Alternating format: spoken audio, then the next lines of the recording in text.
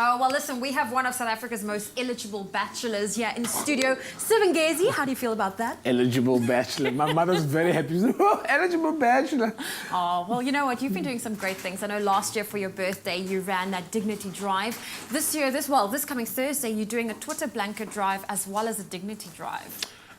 Yes, because, I've always one day I was walking down the street and I saw a lady on the side of the street who was homeless, and I thought to myself, how can they afford pads and tampons and sanitary products?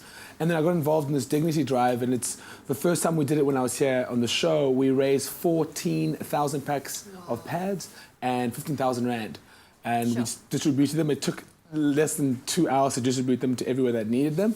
And after that, I thought, let me just do it bigger and better. We have big plans coming up for something very, very, very, very, very, very, very big. Wow. But we'll share that when it happens. So this Thursday at Fire and Ice, we're having an event. I'll be emceeing throughout all of it.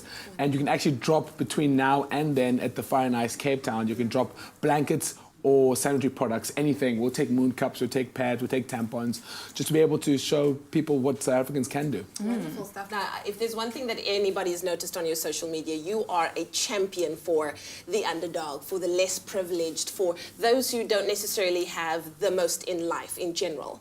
How do you think, what would be your message to South Africans to get on board with not only the Dignity Drive, but, blanket drives like this, because we're a voice for the voiceless? I think all the problems that are happening in South Africa currently, if it's not rape, if it's not murder, go down to human rights. I think not having blood running down your leg is a basic human right.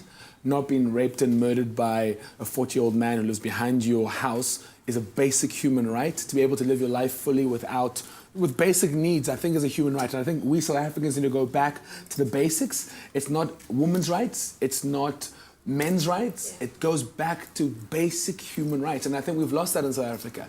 Let's stop talking. Men are trash, yes, all that nonsense, but it's about going back to basics of the human right. Would you want your mother to be raped? Would you want your sister to be raped? Would you want your sister to walk around with blood running down her leg? No. So let's be consistent and let's go back to basics of human rights. And I think I think we're going to go back to basics in South Africa, because currently it's everything hashtags there, hashtags here. But a girl in 5 years at school could miss an entire year of school because she doesn't go to school 5 or 4 days of the month. Times that by 5, times that by 12, and then times that by 5. Yeah. That's about 300 days. Yeah. You try passing matric after missing 300 days of school. It's impossible. It's absolutely impossible. It's not possible. And I think it's just a basic need. And I was raised in a household with females, to my ladies, and pads and tampons are readily available. And could you imagine that some ladies have to go to the store and pick between bread and a pad? Wow. Yeah. And that's an incredible fight that a lot of people don't understand that happens in South Africa. And once again, I say this all the time, I believe that if men bled once a month, if we had our period once a month, I believe that there would be free pads everywhere you turn, just like 100. Free condoms. Yeah. 100%. It's a no-brainer. But how can people now get involved other than dropping off at the Fire and Ice? What can we do beyond that? Send money to me. I think what you can do is start small, man. Start small. If you see ladies inside the street, a lot of people ask. A lot of them ask for bread. Like, if you have a pack of the pads in your bag, hand it over. What we're trying to do is try to get a place, like dustbins and places at different stores, at front of different stores for the Dignity Drive, so people can post and put it in. And then I have a little company that we're starting at the moment that you can actually buy pads online. Everyday woman can buy pads online, right? And then click a tab that you can actually donate to disadvantaged women. It's going to be launching in the next 2 months. And it's called Comfort Co, which is actually, there's no profit made.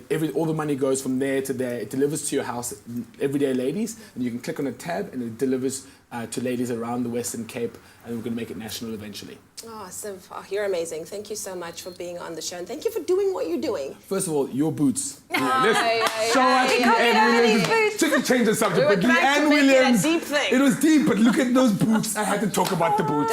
Stop. Siv Ngesi, everybody, on your Feel Good Breakfast Show. All of the details are on your screen right now. Event happening on the 25th of May. It's all about basic human rights for all, and I love that he's a young man that's fighting for these causes. It's not a woman thing, it's not a man thing. It is a South African thing, so let's continue to support one another.